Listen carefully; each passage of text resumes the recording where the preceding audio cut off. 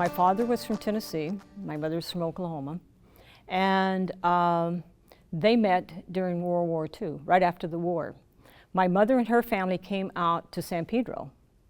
I mean, I had, since the World War II, there's been some connections with harbor area in San Pedro.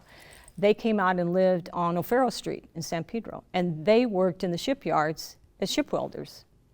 And then my father, he was a sailor and he was a Navy person.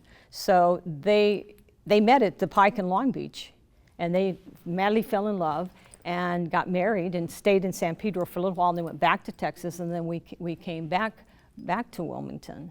And so it's just amazing how that all works out. And then I married my husband, Bob Seaman, and he had a connection to Wilmington, and he didn't even know it. And then one day we were talking about it, because when he was going to school to UCLA, he was from up north in Reedley, and USC wanted him, but he'd signed up for UCLA.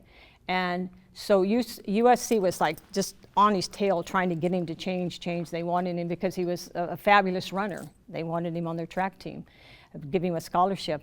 And the UCLA alumni, they actually kidnapped my husband, and they put him on a yacht at the foot of Avalon between here and Catalina, and they kept him there for the summer so that USC would not didn't know where he was at.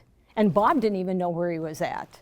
And then later on, as we were talking and different things, he goes, "Oh, that's where I was at for all summer before they," and then school started, and then they brought him back to the mainland, and then he went up to UCLA and signed and was a UCLA student.